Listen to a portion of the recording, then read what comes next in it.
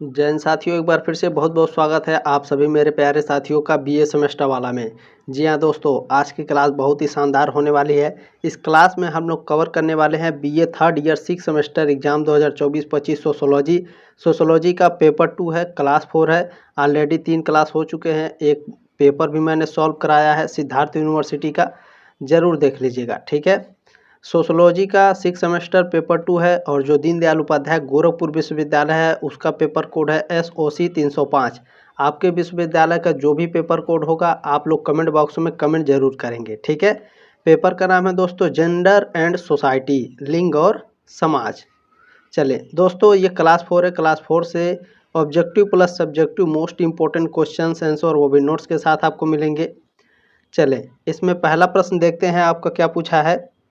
पहला प्रश्न आपका पूछा है, अनैतिक व्यापार निषेध कानून कब पारित हुआ? तो पारित हुआ था 1956 में। ऑप्शन नंबर ए करेक्ट है। देखिए, भारत की संसद ने अनैतिक व्यापार निवारण अधिनियम 1956, इसे इंग्लिश में साथियों बोलते हैं इमोरल ट्रैफिक, ठीक है, प्रिवेंशन बोलते हैं, प्रिवेंशन एक्ट 1956 में पारित किया गया था। ठीक है, ध्यान रखेंगे, बहुत ही शानदार प्रश्न है। देखिए, ये जो क्लास है बहुत ही शानदार है, आप लोग PDF जरूर डाउनलोड कर लीजिएगा। ठीक है, टेलीग्राम में जाइएगा, टेलीग्राम का लिंक दिया गया है डिस्क्रिप्शन बॉक्स में, वहाँ से आप ग्रुप ज्वाइन करिएगा, मैं आपको ग्रुप में ऐड कर लूँगा। वीडियो के ठीक नीचे आपको PDF मिल जाएगा। ठीक है, इससे क्या होगा, आपका रिवीजन भी होता रहेगा और जो इम्पोर्टेंट नोट्स रहेंगे वो भी आपको मिल जाएंगे। ठीक है, चले, इसमें दूसरा प्रश्न है, दहेज निषेध कानून कब पारित हुआ? दहेज निषेध कानून 1961 में पारित हुआ। ऑप्शन नंबर ए करेक्ट है आपका। ठीक है, दूसरे का ए ऑप्शन करेक्ट है। देखिए, दहेज निषेध अधिनियम 20 मई 1961 को संसद ने पारित किया था। देखिए साथियों, आपको सन तो याद हो गया लेकिन डेट भी याद रखिए। कितनी बार ये होता है कि डेट की वजह से आपका उत्तर गलत हो जाता है, तो ध्यान रखिएगा 20 मई 1961। और साथियों, आपसे रिक्वेस्ट है, देखिए आप पुराने हैं या फिर नए हैं तो सब्सक्राइब जरूर कर लीजिए। 80% बच्चे हमारा हेल्प नहीं कर रहे हैं, तो आपसे रिक्वेस्ट है, मैं केवल 6 सेमेस्टर वालों को पढ़ा रहा हूं, तो आपसे रिक्वेस्ट है कि आप लोग मुझे सपोर्ट करें, आपके सपोर्ट की ज़रूरत है मुझे। ठीक है, चले, तीसरा प्रश्न आपका है, दहेज निषेध कानून 1961 में कब संशोधन हुआ? जो दहेज निषेध कानून है 1961, इसमें संशोधन कब हुआ था? तो 1986 में इसमें संशोधन हुआ था। ठीक है, दहेज निषेध कानून 1961 में, संशोधन 1986 में हुआ था। ठीक है, चले, ध्यान रखिएगा। चौथा प्रश्न है आपका, महिला अमर्यादित चित्रण निषेध कानून कब पारित हुआ? तो यह पारित हुआ था 1986 में। ठीक है, ऑप्शन नंबर ए करेक्ट है चौथे का। प्रश्न नंबर 5 आपका क्या पूछा है, सती निषेध कानून कब पारित हुआ? 1987 में, 1987 में सती निषेध कानून पारित हुआ था। अच्छा, ये भी ध्यान रखेंगे, साल 1987 में राजस्थान सरकार ने सती रोकथाम अधिनियम बनवाया था। साल 1988 में भारत सरकार ने इसे संघीय कानून में शामिल किया, ये भी याद रखिएगा। ठीक है, जो सती रोकथाम कानून है उसे भारत सरकार ने 1988 में संघीय कानून में शामिल किया था। चलिए, छठवां प्रश्न है आपका, घरेलू हिंसा महिला सुरक्षा कानून कब पारित हुआ? 2005 में पारित हुआ था। ठीक है, चले, देखिए, पारित होना और लागू होना दोनों अलग अलग चीज़ें होती हैं। ठीक है, पारित 2005 में हुआ था और लागू 2006 में हुआ था। ठीक है, ध्यान रखेंगे। घरेलू हिंसा से महिला संरक्षण अधिनियम 2005 भारत की संसद द्वारा पारित एक अधिनियम है जिसका उद्देश्य घरेलू हिंसा से महिलाओं को बचाना है और पीड़ित महिलाओं को विधिक सहायता उपलब्ध कराना है। यह 26 अक्टूबर 2006 को लागू हुआ। ठीक है, ध्यान रखेंगे, 2005 में यह अधिनियम क्या हुआ था, पारित हुआ था और 2006 में लागू हुआ था। 7 नंबर प्रश्न क्या है, कार्यस्थल में महिला दुराचार निषेध कानून कब पारित हुआ? 2013 में पारित हुआ, ए ऑप्शन करेक्ट है। प्रश्न नंबर 8 आपका क्या पूछा है, मातृत्व लाभ कानून कब पारित हुआ? मातृत्व लाभ कानून 1961 में पारित हुआ। ऑप्शन नंबर ए करेक्ट है 8वें का। चलिए, 9वां नंबर प्रश्न है आपका, बहुत ही शानदार है, PCPNDC एक्ट कब पारित हुआ? 1994 में पारित हुआ था। सी ऑप्शन करेक्ट है। अब पीसीपीएनडीटी एक्ट क्या है, ध्यान दीजिएगा। इसका फुल फॉर्म होता है गर्भधारण पूर्व और प्रसव पूर्व निदान तकनीक, ठीक है, अधिनियम। भारत की संसद ने 20 सितंबर 1994 को पारित किया था, ठीक है। पीसीपीएनडीटी को भारत सरकार ने 20 सितंबर 1994 को पारित किया था, डेट भी याद रखेंगे। चलिए 10वां प्रश्न है आपका, गर्भपात कानून कब पारित हुआ? गर्भपात कानून 1971 में पारित हुआ। प्रश्न नंबर 11 क्या है, भारतीय संसद में समान पारिश्रमिक अधिनियम कब पारित किया गया? तो साथियों 1976 में पारित किया गया था, ठीक है, 11 फरवरी, ठीक है, 11 फरवरी 1976 को भारतीय संसद में समान पारिश्रमिक अधिनियम पारित किया गया था। चलिए 12 नंबर प्रश्न आपका पूछा है, कौन सा अनुच्छेद प्रसूति सहायता की व्यवस्था करता है? तो अनुच्छेद 42 जो है, ठीक है, ये प्रसूति सहायता की व्यवस्था करता है। 13 नंबर प्रश्न आपका क्या पूछा है, राज्य के नीति निदेशक तत्व को क्रियान्वित करने के लिए संसद में प्रस्तुत प्रसुविधा अधिनियम कब पारित किया गया? 1961 में पारित किया गया। प्रश्न नंबर 14 क्या पूछा है, कौन सा अनुच्छेद आह्वान करता है कि राज्य दुर्बल वर्गों के शिक्षा तथा अर्थ संबंधी खेती की विशेष सावधानी से अभिवृद्धि करेगा तथा सामाजिक अन्याय एवं सब प्रकार के शोषण से संरक्षा करेगा? तो ये जो अनुच्छेद है, अनुच्छेद 46, यह आह्वान करता है साथियों, ठीक है, ये ऑप्शन करेक्ट है। चलिए 15 नंबर बहुत ही शानदार है, क्या है, संविधान के किस भाग और अनुच्छेद में यह कहा गया है कि हमारा दायित्व है कि हम हमारी संस्कृति की गौरवशाली परंपरा के महत्व को समझें तथा ऐसी प्रथाओं का त्याग करें जो कि स्त्रियों के सम्मान के खिलाफ हो? तो यह भाग 4A के अनुच्छेद 51A में कहा गया है। ये ऑप्शन करेक्ट है आपका। 16 नंबर प्रश्न क्या है, संविधान का 73वां और भाग 1 का 74वां संशोधन कब किया गया? 1992 में किया गया था। ये ऑप्शन करेक्ट है आपका। देखिए जितने भी प्रश्न मैं पढ़ा रहा हूँ सभी वेरी मोस्ट इम्पोर्टेंट है। ये आपके कॉम्पिटिटिव एग्जाम में भी पूछता है, आपके ग्रेजुएशन में भी पूछेगा, ठीक है। चलिए 17 नंबर प्रश्न है, घरेलू हिंसा से महिलाओं का संरक्षण अधिनियम कब लागू हुआ? 13 सितंबर 2005 को घरेलू हिंसा से महिलाओं का संरक्षण अधिनियम पारित हुआ था। चलिए 17 का बी ऑप्शन करेक्ट था। 18 नंबर प्रश्न है, घरेलू हिंसा में महिलाओं का संरक्षण अधिनियम 2005 की किस धारा के अंतर्गत मजिस्ट्रेट अंतरिम आदेश शपथ पत्र के आधार पर पारित कर सकता है? तो धारा 23 के आधार पर पारित कर सकता भैया। ए ऑप्शन करेक्ट आपका 18 का। प्रश्न नंबर 19 क्या है, घरेलू हिंसा अधिनियम के अंतर्गत लैंगिक दुर्व्यवहार है, क्या है? महिला की गरिमा का दुरुपयोग करना, अपमान करना, तिरस्कार या अन्याय अतिक्रमण, ये सभी लैंगिक दुर्व्यवहार के अंतर्गत आता है, ठीक है। डी ऑप्शन करेक्ट हो जाएगा। घरेलू हिंसा अधिनियम के अंतर्गत ये तीनों क्या है भैया? लैंगिक दुर्व्यवहार है, ठीक है, डी ऑप्शन करेक्ट हो जाएगा। चलिए 20 नंबर प्रश्न क्या है, घरेलू हिंसा के अंतर्गत किस प्रकार का दुर्व्यवहार आता है? तो लैंगिक दुर्व्यवहार आता है, शारीरिक दुर्व्यवहार भी आता है, मौखिक और भावनात्मक दुर्व्यवहार भी आता है, ठीक है, डी ऑप्शन करेक्ट हो जाएगा आपका।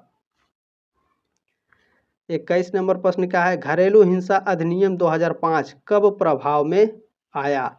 तो 26 अक्टूबर 2006 को प्रभाव में आया था, ठीक है। घरेलू हिंसा अधिनियम 2005 26 अक्टूबर 2006 को प्रभाव में आया। 2 बार इसीलिए पढ़ाते हैं, कितने बच्चे ऐसे हैं जो एक ही बार क्लास करते हैं ताकि उनको अच्छे से याद हो जाए, ठीक है। चलिए बाकी बच्चे 2 बार पढ़ते हैं तो उनको काफ़ी अच्छे से याद हो जाता है।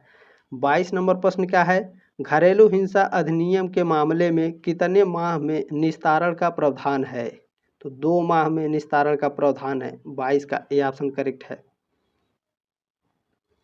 प्रश्न नंबर 23 आपका क्या पूछा है, भारतीय दंड संहिता 1860 को लागू करने की तिथि कौन सी है?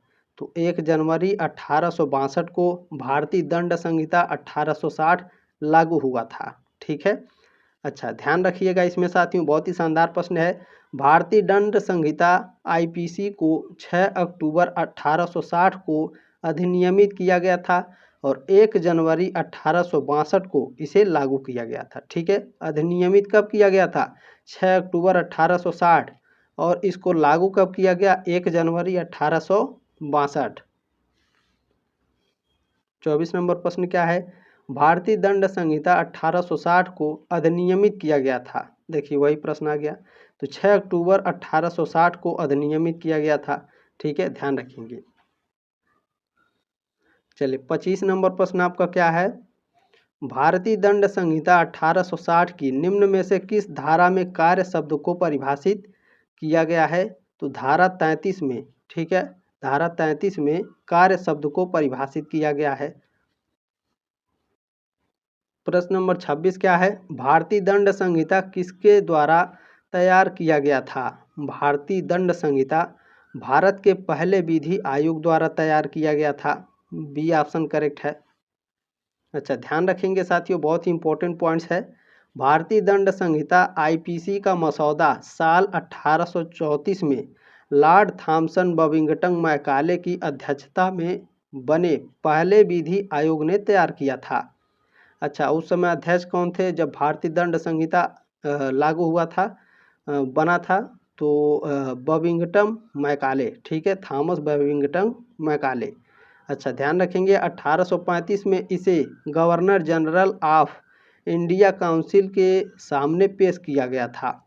साल 1860 में इसे अधिनियमित किया गया था और 1 जनवरी 1862 को लागू किया गया था। थॉमस मैकाले को भारतीय दंड संहिता का जनक माना जाता है। आपके एग्जाम में भी पूछता है साथियों, भारतीय दंड संहिता का जनक किसे माना जाता है? थॉमस मैकाले को। प्रश्न नंबर 27 क्या पूछा है? निम्नलिखित में से कौन सा मौलिक अधिकार है?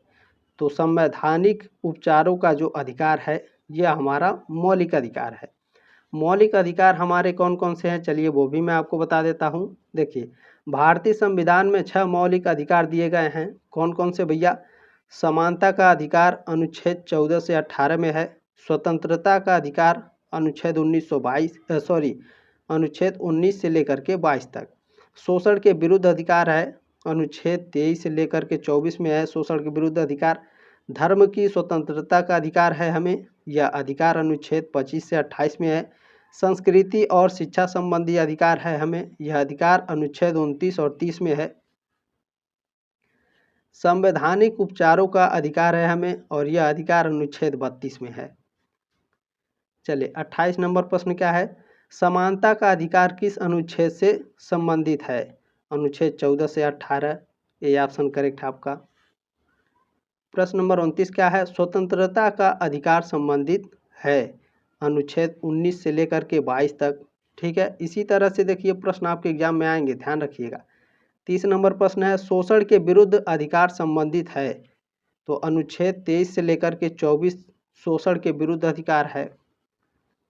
प्रश्न नंबर 31 क्या है?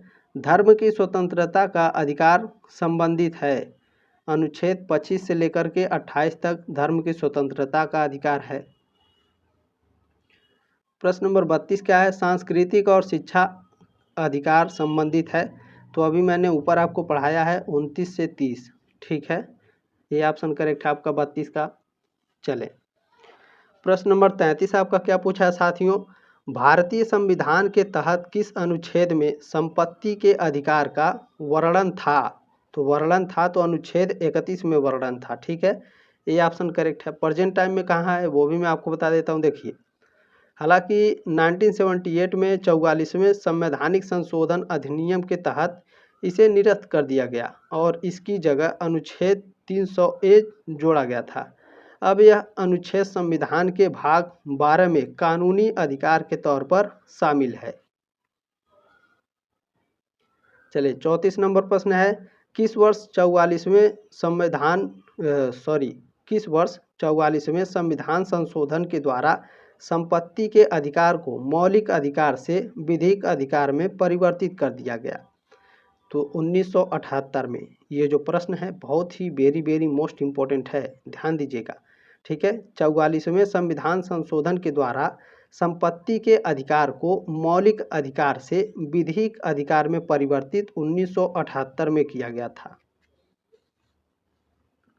प्रश्न नंबर 35 क्या है? मिश्रित अर्थव्यवस्था का अर्थ क्या है? तो इसका अर्थ होता है बृहत, लघु एवं कुटीर उद्योगों का सह अस्तित्व। डी ऑप्शन करेक्ट है। प्रश्न नंबर 36 क्या है आपका? अर्थव्यवस्था के प्राथमिक क्षेत्र में किसे शामिल किया जाता है? तो पशुपालन, वन और मत्स्य पालन, ये तीनों क्या है? ये तीनों प्राथमिक अर्थव्यवस्था क्षेत्र के अंतर्गत आते हैं। ठीक है, डी ऑप्शन करेक्ट हो जाएगा आपका। प्रश्न नंबर 37 क्या है? अर्थव्यवस्था के द्वितीय क्षेत्र के अंतर्गत किसे शामिल किया जाता है? तो बिजली, गैस और लौह अयस्क को, ठीक है, द्वितीय अर्थव्यवस्था क्षेत्र के अंतर्गत शामिल किया जाता है। डी ऑप्शन करेक्ट हो जाएगा। प्रश्न नंबर 38 क्या है? अर्थव्यवस्था के तृतीय क्षेत्र का किससे संबंध है? परिवहन, व्यापार और डाक सेवा जो होता है तृतीय अर्थव्यवस्था क्षेत्र के अंतर्गत आता है। ठीक है, डी ऑप्शन करेक्ट हो जाएगा। प्रश्न नंबर 39 क्या है आपका? सेवा क्षेत्र अर्थव्यवस्था किस क्षेत्र को कहा जाता है? तृतीय क्षेत्र को कहा जाता है। ठीक है, तृतीय क्षेत्र को कहा जाता है। 40 नंबर प्रश्न क्या है आपका? भारत में सबसे पहले किसने राष्ट्रीय आय का अनुमान लगाया था? तो दादा भाई नौरोजी ने लगाया था। सी ऑप्शन करेक्ट है। अब कब लगाया था ये भी देख लीजिए। भारत में सबसे पहले राष्ट्रीय आय का अनुमान दादा भाई नौरोजी ने 1876 में लगाया था। चलिए अब प्रश्न नंबर 41 देखेंगे हम लोग क्या है। चलें, प्रश्न नंबर 41 है, राष्ट्रीय आय की गणना का आधार वर्ष है। तो राष्ट्रीय आय की गणना का जो आधार वर्ष है 1999 से सन 2000 तक है। ठीक है, सी ऑप्शन करेक्ट है। प्रश्न नंबर 42 क्या है आपका? योजना आयोग के अनुसार ग्रामीण क्षेत्रों में कितनी कैलोरी पोषण प्राप्त न करने वालों को गरीबी रेखा के नीचे माना जाता है? तो 2400 कैलोरी जिसे नहीं मिलती है, ठीक है, पोषण प्राप्त नहीं कर पाते हैं, उनको गरीबी रेखा के नीचे रखा जाता है। 43 नंबर प्रश्न क्या है? न्यूनतम लिंगानुपात वाला राज्य है। तो हरियाणा न्यूनतम लिंगानुपात वाला राज्य है। 44 नंबर प्रश्न क्या है आपका? सर्वाधिक लिंगानुपात वाला जिला है। तो माहे आपका जो है सर्वाधिक लिंगानुपात वाला जिला है। प्रश्न नंबर 45 क्या है? जननांकिकी शब्द का किस सन में पहली बार प्रयोग हुआ? तो 1855 में। बी ऑप्शन करेक्ट है। प्रश्न नंबर 46 क्या है? भारत के जनसंख्या का लिंगानुपात है। भारत की जनसंख्या का लिंगानुपात 940 है। ठीक है, ये ऑप्शन करेक्ट है। प्रश्न नंबर 47 क्या है? भारत में सबसे कम लिंगानुपात वाला केंद्र शासित प्रदेश है। दमन और द्वीप है। ये ऑप्शन करेक्ट है। प्रश्न नंबर 48 क्या है? 48 नंबर, भारत में सबसे कम लिंगानुपात दमन और दीव का अनुपात है। कितना अनुपात भैया? 618। प्रश्न नंबर 49 क्या पूछा है? निम्न राज्यों में किसकी जनसंख्या वृद्धि दर सबसे अधिक है? उत्तर प्रदेश की। प्रश्न नंबर 50 क्या पूछा है? निम्न राज्यों में, ठीक है, निम्न राज्यों में से किस राज्य की जनसंख्या वृद्धि दर सबसे कम रही है? तो नागालैंड की। डी ऑप्शन करेक्ट है। प्रश्न नंबर 51 क्या है? भारत की कुल जनसंख्या का कितना प्रतिशत भाग उत्तर प्रदेश में रहता है? तो 16%। ठीक है, कहीं कहीं ऑप्शन में आपके 16.49% देता है। ठीक है, तो इसलिए मैंने दोनों आपको बता दिया। उत्तर आपका गलत नहीं होने दूंगा मैं। ठीक है, चलें, प्रश्न नंबर 52 क्या है? महिलाओं को वोट देने की अनुमति देने वाला पहला देश कौन सा है? न्यूजीलैंड है। सी ऑप्शन करेक्ट है। प्रश्न नंबर 53 क्या है? महिलाओं को राष्ट्रीय चुनाव में भाग लेने की अनुमति देने वाले सबसे हाल के राष्ट्र हैं। भूटान, संयुक्त अरब और कुवैत है।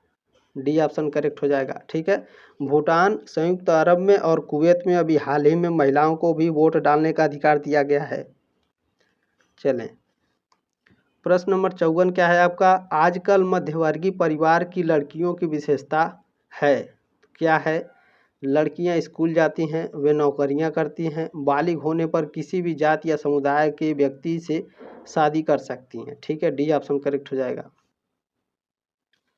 प्रश्न नंबर 55 क्या है?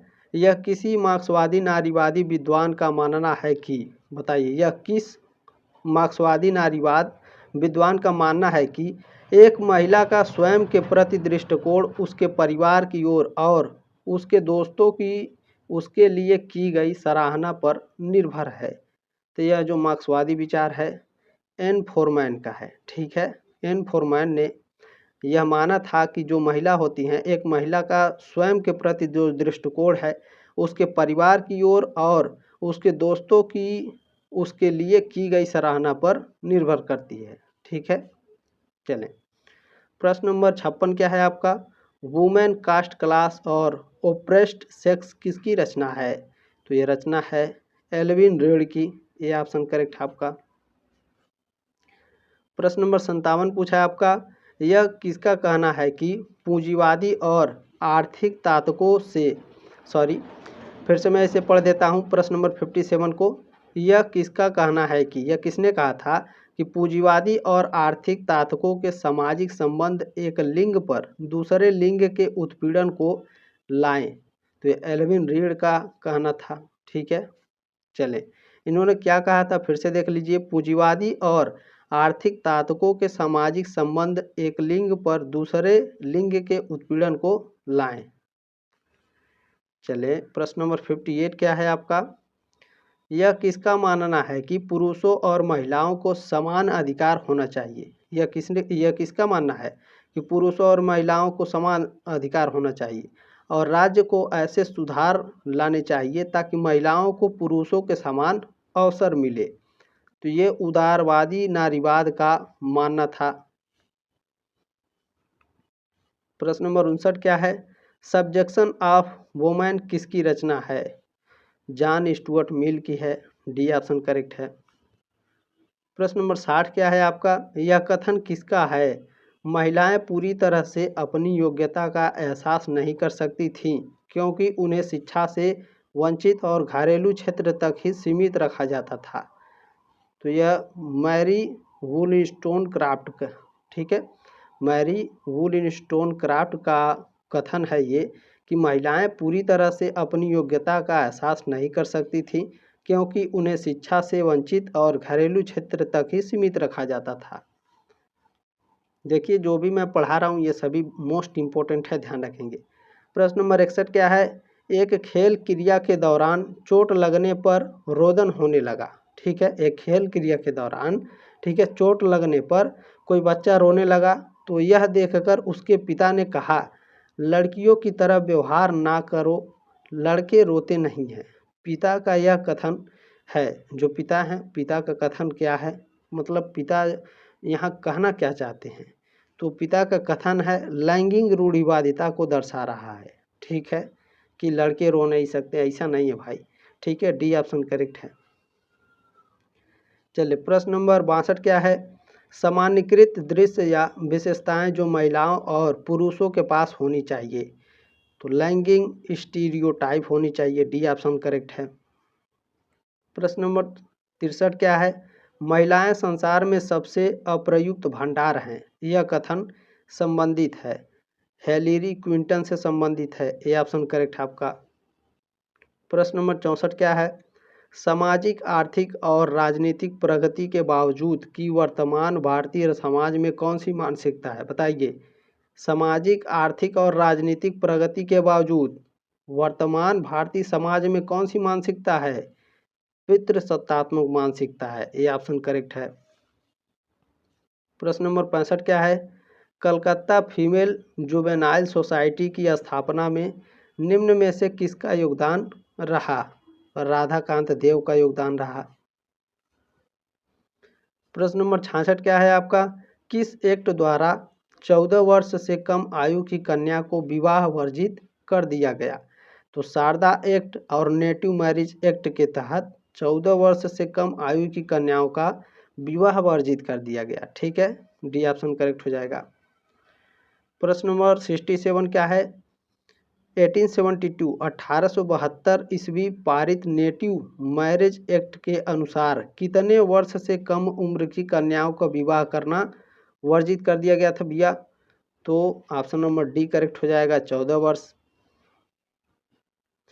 प्रश्न नंबर 68 क्या है? संपत्ति आयु अधिनियम किस वर्ष पास हुआ? तो यह अधिनियम 1891 में पास हुआ। प्रश्न नंबर 69 क्या है आपका? इक्विटी क्या है? इक्विटी निष्पक्ष और निष्पक्ष होने की गुणवत्ता है। प्रश्न नंबर 70 क्या है? सेक्स की समाजशास्त्री परिभाषा क्या है? सेक्स की समाजशास्त्री परिभाषा होती है एक व्यक्ति की जैविक तथा शारीरिक विशेषताओं दो मुख्य श्रेणियों ट्रांसजेंडर और महिला। बी ऑप्शन करेक्ट है। प्रश्न नंबर 71 क्या है आपका? कौन सा अनुच्छेद व्यक्तित्व स्वतंत्रता का अधिकार प्रदान करता है? अनुच्छेद 21 प्रदान करता है। अनुच्छेद 21 व्यक्तित्व की स्वतंत्रता का अधिकार प्रदान करता है। अनुच्छेद 23-24 में किसे दंडनीय माना गया है? तो महिलाओं के विरुद्ध होने वाले शोषण को, महिलाओं की खरीद बिक्री को और वेश्यावृत्ति करना, ये सभी अनुच्छेद 23-24 में दंडनीय माना गया है। ठीक है, डी ऑप्शन करेक्ट हो जाएगा। प्रश्न नंबर 73 क्या है? भारतीय संसद द्वारा suppression of immoral traffic in women and girl act कब पारित किया गया? 1956 में पारित किया गया था। ये ऑप्शन करेक्ट है। प्रश्न नंबर 74 क्या पूछा है? महिलाओं को आर्थिक न्याय किस अनुच्छेद से संबंधित है? जो महिलाओं को आर्थिक न्याय मिला है यह किस अनुच्छेद से संबंधित है? तो अनुच्छेद 39 का और अनुच्छेद 39(द) दोनों में महिलाओं को आर्थिक न्याय संबंधित है। ठीक है, चलें। अच्छा, ये भी ध्यान रखिएगा साथियों, यहाँ की पॉइंट्स है। भारतीय संविधान के अनुच्छेद 39 का और 39(द) में महिलाओं को आर्थिक न्याय देने के लिए प्रावधान है। प्रश्न नंबर 75 क्या है? अनुच्छेद 39 क में महिलाओं को अधिकार दिया गया है, स्त्री को जीवन के पर्याप्त साधन प्राप्त करने का अधिकार दिया गया है। ये ऑप्शन करेक्ट हो जाएगा। प्रश्न नंबर 76 क्या है? अनुच्छेद 39(द) संबंधित है समान कार्य के लिए समान वेतन। ठीक है, यदि कहीं कोई स्त्री काम कर रही है तो समान अगर काम कर रही है तो उसी के हिसाब से उसे वेतन भी मिलना चाहिए। ठीक है, ये ऑप्शन करेक्ट आपका। प्रश्न नंबर 77 क्या है आपका? भारतीय संविधान का कौन सा अनुच्छेद मानव के दुर्व्यापार और बाल श्रम को प्रतिबंधित करता है? अनुच्छेद जो 23 है साथियों, ठीक है, यह मानव के दुर्व्यापार और बाल श्रम को प्रतिबंधित करता है। प्रश्न नंबर 78 क्या है आपका? अनैतिक व्यापार निवारण अधिनियम कब पारित किया गया? 1956 में पारित किया गया था।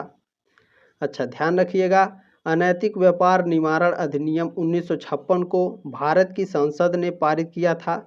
यह अधिनियम तस्करी के दमन पर संयुक्त राष्ट्र की घोषणा के बाद साल 1956 में पारित हुआ था। साल 1986 में इस अधिनियम में संशोधन किया गया था, ये भी ध्यान रखेंगे। ठीक है, अनैतिक व्यापार निवारण अधिनियम में 1986 में इसमें संशोधन हुआ था। प्रश्न नंबर 79 क्या है? कौन सा अनुच्छेद महिलाओं की गरिमा के लिए अपमानजनक प्रथाओं को त्यागता है? अनुच्छेद 51(ए) जो है साथियों, महिलाओं की गरिमा के लिए, ठीक है, अपमानजनक प्रथाओं को त्यागता है। ठीक है, वही यहाँ पर भी लिखा गया है, ध्यान से पढ़ लेंगे। प्रश्न नंबर 80 आपका पूछा है साथियों, किस अनुच्छेद में कहा गया है कि राज्य किसी भी नागरिक से धर्म, जाति, लिंग व जन्म के स्थान के नाम पर भेदभाव नहीं करेगा? तो अनुच्छेद 15 में कहा गया है। बी ऑप्शन करेक्ट है 80 का। प्रश्न नंबर 81 क्या है साथियों आपका? किस अनुच्छेद में महिला और बच्चों के पक्ष में विशेष प्रावधान करने को कहा गया है? तो अनुच्छेद 15(3) में कहा गया है। ये ऑप्शन करेक्ट है आपका। उम्मीद है साथियों यह क्लास आपको अच्छी लगी होगी, ये जानकारी भी आपको अच्छी लगी होगी, तो प्लीज़ एक लाइक ज़रूर कीजिएगा। इस चैनल को सब्सक्राइब करके प्लीज़ सपोर्ट ज़रूर करें, आपके सपोर्ट की ज़रूरत है। और इस क्लास को शेयर करना आपकी जिम्मेदारी है, तो प्लीज़ इस क्लास को शेयर ज़रूर करें। ठीक है, मिलते हैं जल्द ही नेक्स्ट मॉडल पेपर लेकर के, तब तक के लिए जय हिंद, वंदे मातरम।